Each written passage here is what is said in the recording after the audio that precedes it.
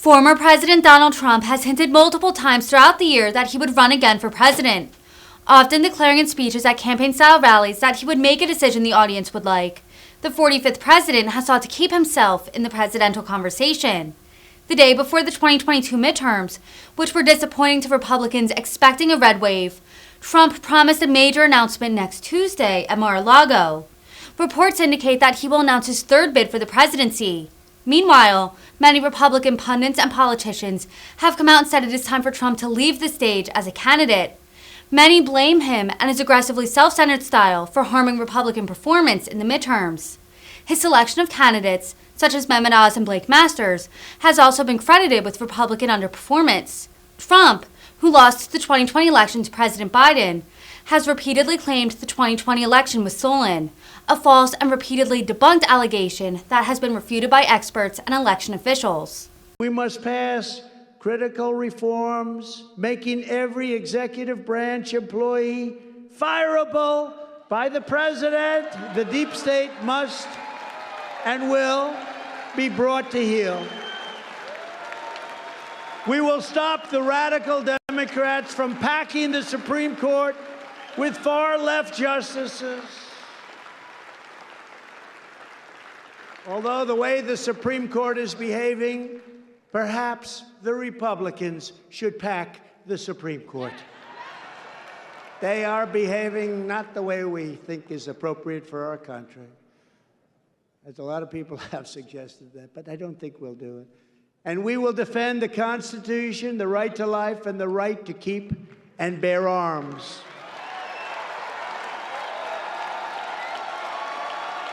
We will end sanctuary cities.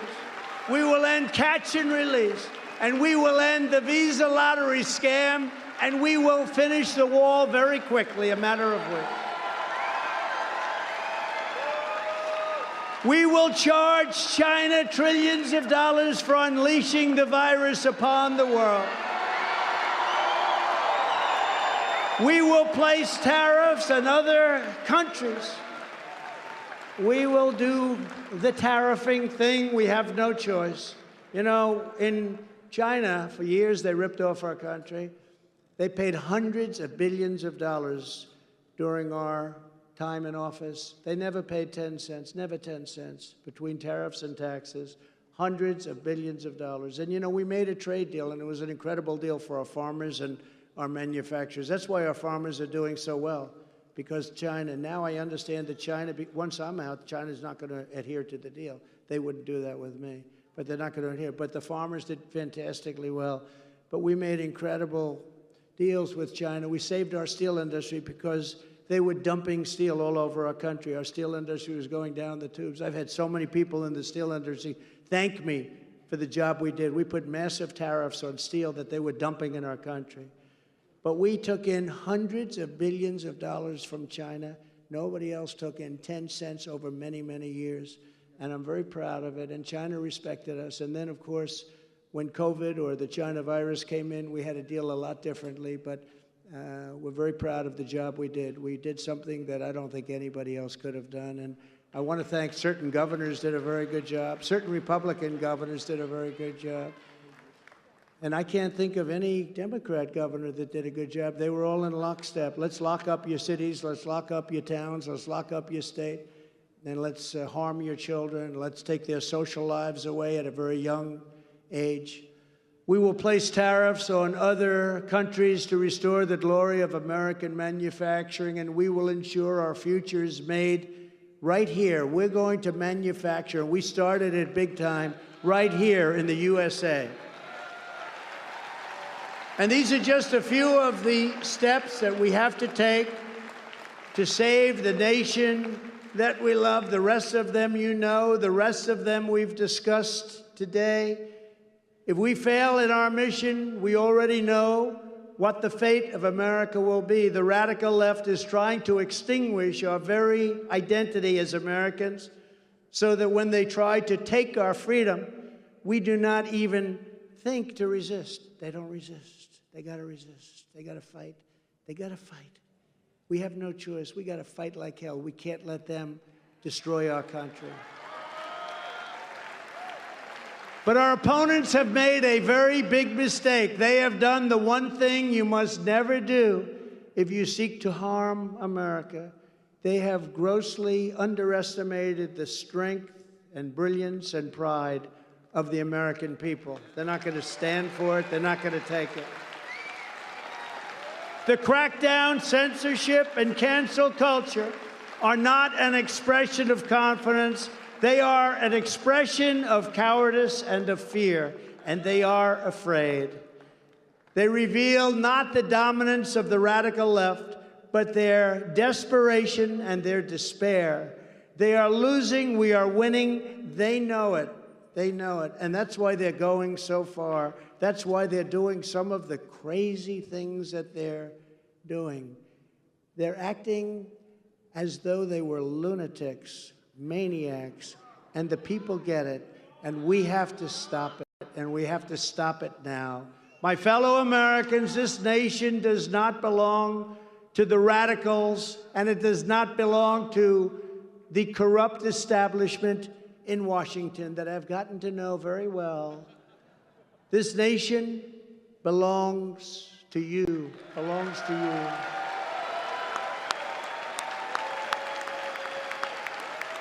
It was patriots like you that built this country, and it's patriots like you that are going to save our country. So to all of those who think that they can coerce and subjugate the citizens of this land, hear these words from me tonight. The people of America will not surrender our borders. We will not surrender our culture. We will not surrender our faith. We will not surrender our values. We will not surrender our history. We will not surrender our liberty. And above all, we will not surrender our children to the small band of bullies and extremists who want to tell everyone else what to do.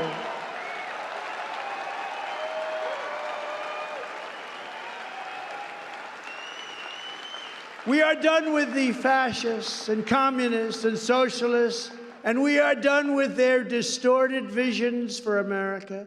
It's time to start talking about greatness for our country again. We want our country to be great again. We want our country to be respected again. We are a laughingstock all over the world today. 1 year ago, we were respected like never before. We are a laughingstock. In summation and in closing, as your president, I instituted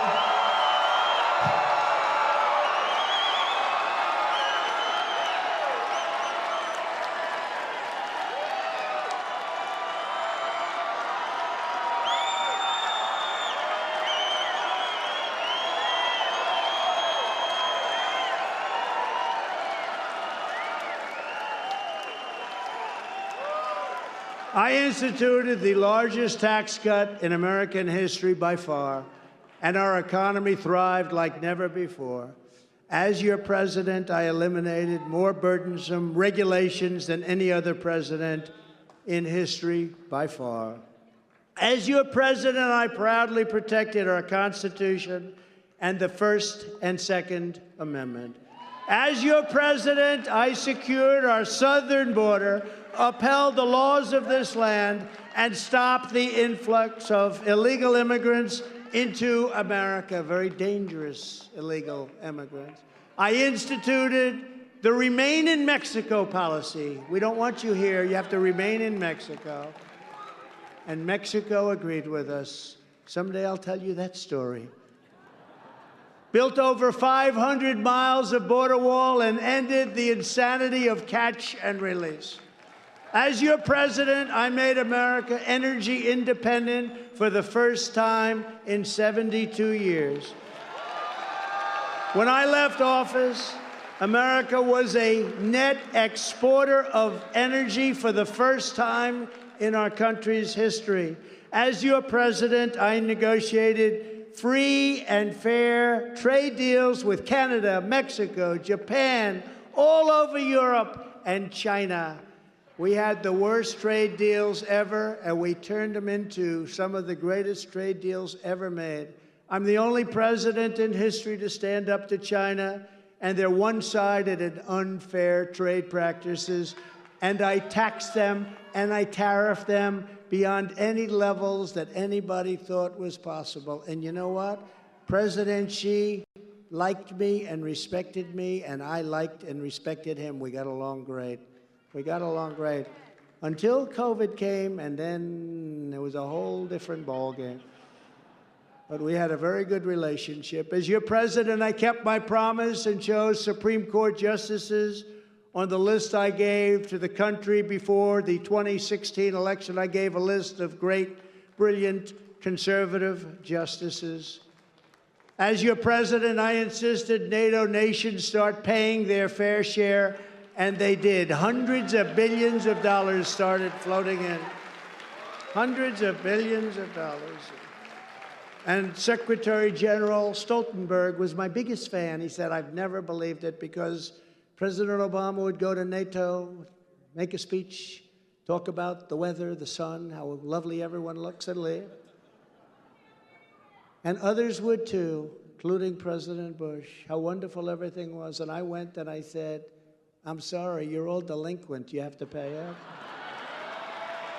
And they said, well, does that mean you won't protect us if we don't pay? I said, that's what it means. And they said, get out the checkbook. And the money flowed in. Billions and billions of dollars flowed in. Oh, these are stories that the fake news doesn't want to talk about. I also warned NATO about the danger of Russia. And look at the consequences. On foreign policy, the world rightly had a healthy fear that as president, I would stand strong for American priorities. You remember, though, when so many people in the Democrat Party and during the debates said, he's going to get us into the Third World War with Trump. I'm the one that didn't have any wars. I'm the one that got us out of wars. Look at Iraq. Look at Syria. I was the one that brought us way down in Afghanistan. I brought you down to 2,000 soldiers. The easy part was just getting out. I brought it down from 20,000 soldiers to 2,000 soldiers. The easy part was for Biden to just get them out, let the soldiers stay, the remaining soldiers, and take care of everything. It's called Soldiers Out Last. I went to a child who was 5 years old. You've heard me say this. I said, let me ask you a question. I gave him the whole story. Would you take the soldiers out first, or would you take them out last? I'd take them out last. He was 5, and he understood. They understood any hostile actions would be met with swift and severe consequence. The world is always safer when America has a strong president. America has to be strong, and it needs strong leadership. And you see what happens when you have bad, weak, or incompetent leadership. It's a travesty like nobody could believe could happen in such a short period of time. The world is always in danger with a weak American president. This coming midterm election is more critical than ever before. I'm asking all of you to fight and work hard to elect candidates that believe in the principles and policies that we hold so dear. This is a tipping point for the country, and the stakes could not be higher. Losing is not an option. We must win in 2022. We must win in 2024. We all know what happens when you get a rigged election, like in 2020. Will never happen again. We all know laws were not followed. Ballot harvesting was rampant. We all know state constitutions were also ignored all over our country, and you're not allowed to do that. The only ones that can make the changes are the state legislatures, and they didn't make the changes. We must agree this can never, ever happen again in this country. Every state must adopt election integrity measures, signature verification, illegal immigrants, Illegal immigrants cannot be allowed to vote like they are currently allowed in New York City. Now, we may have to do it again.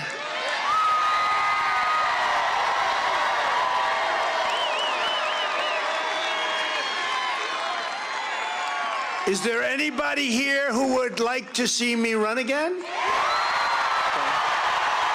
that here, I'll remember.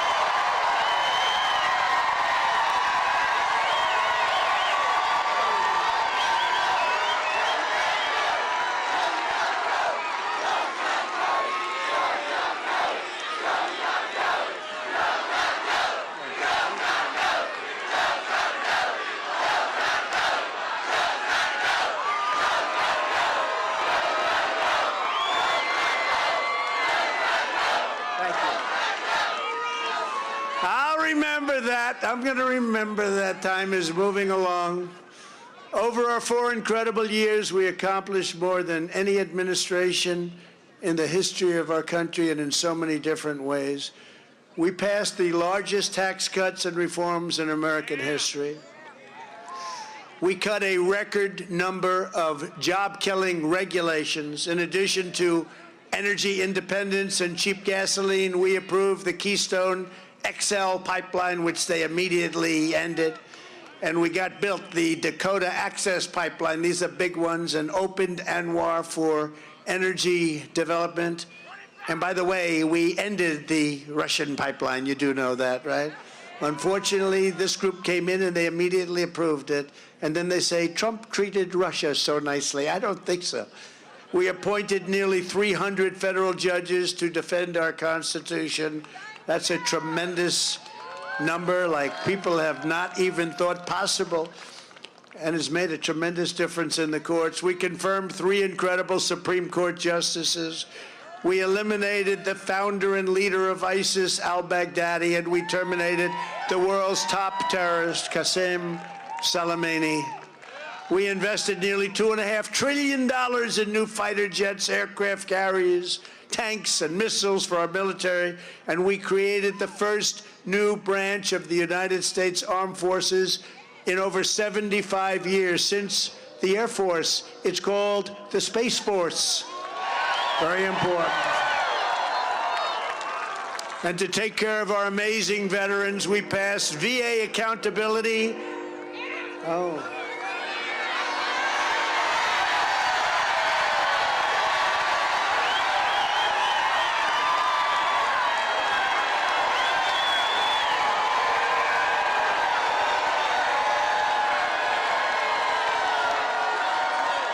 You see that? That conductor is a Trump fan.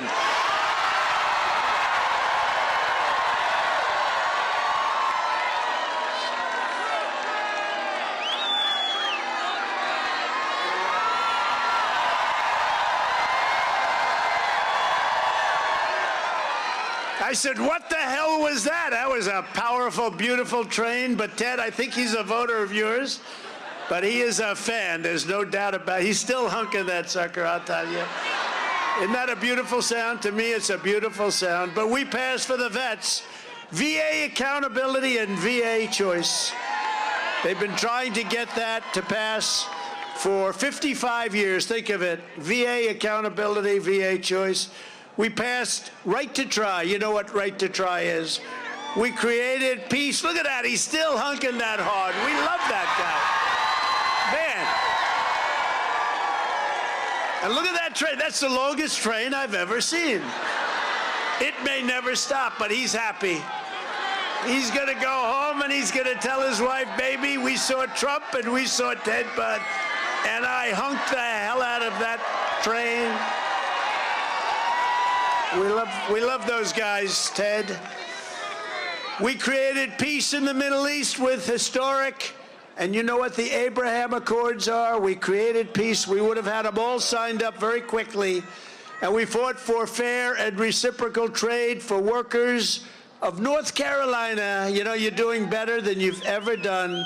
I withdrew from the terrible Trans-Pacific Partnership, which would have destroyed your automobile industry and many other industries.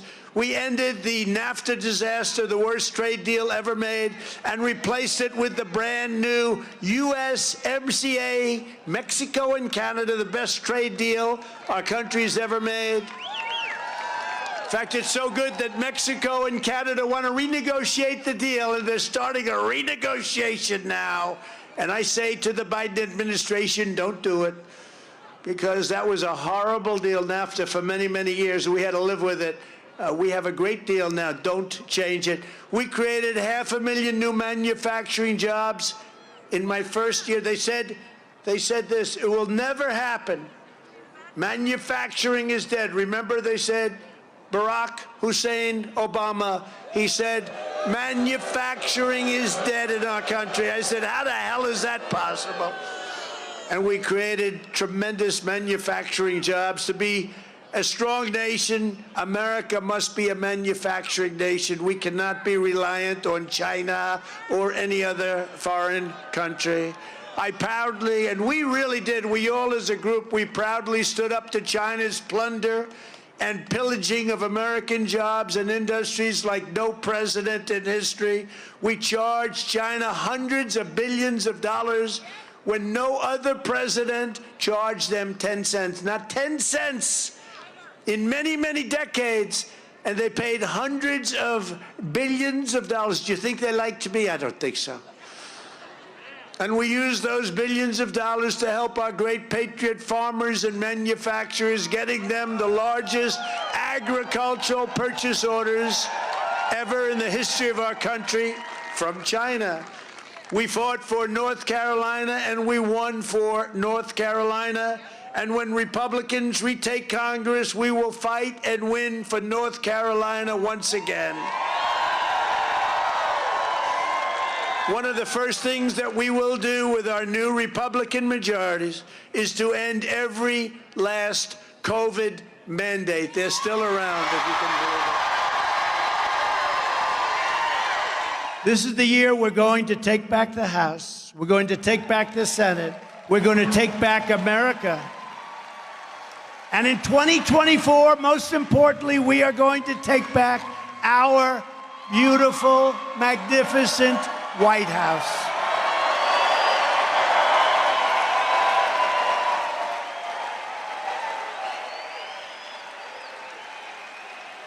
But first, we have to secure massive victories for Kerry and Blake and all of the others. So get your friends, get your family, and get out and vote, okay? Get out and vote.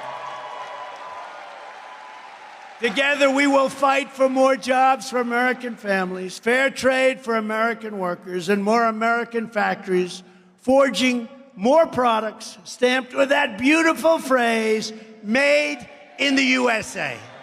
Remember the old days, right? The old days would have cars made in the USA. They were so proud of those cars. They used to go get stickers made in the USA. We had that started again. Remember I said we're going to save Christmas, Merry Christmas? We saved Merry Christmas, didn't we? The department store said don't buy if they don't have Merry Christmas. They were told it's not good. They want to get rid of Christopher Columbus, but more importantly, Merry Christmas. But they say Merry Christmas again, don't they, right? A whole different thing.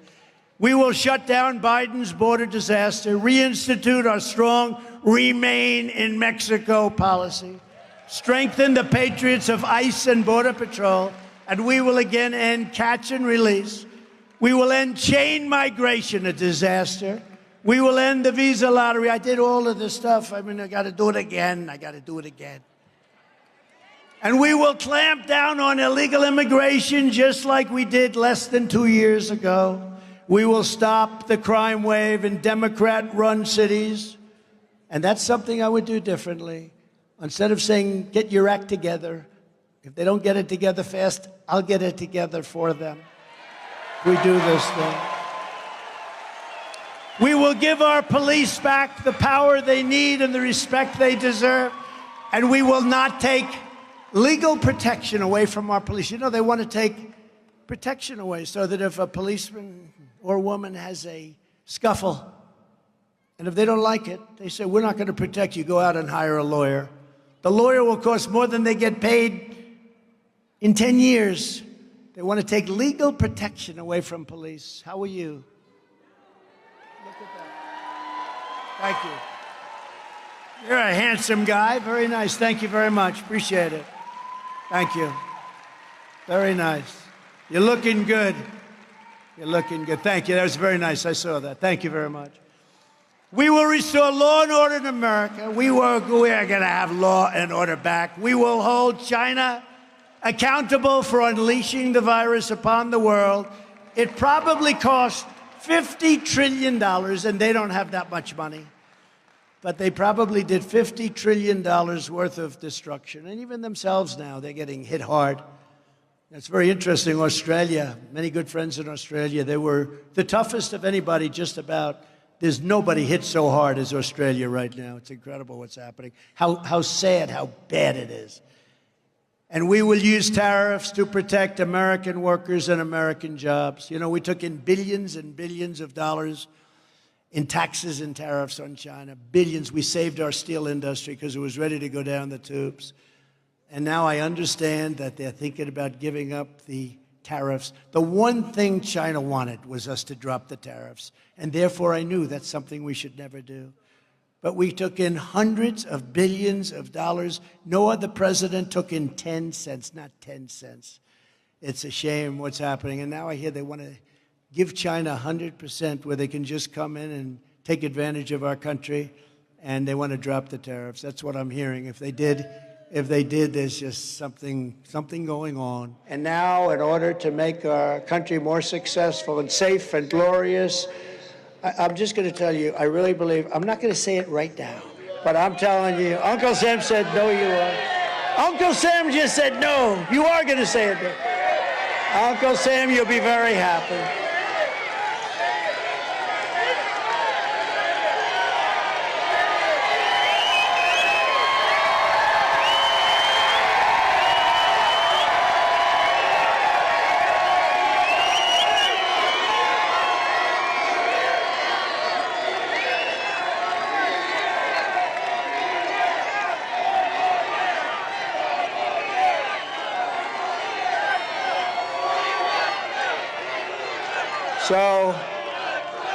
So everybody, I promise you, in the very next very, very, very short period of time, you're going to be so happy, okay? You're going to be so happy.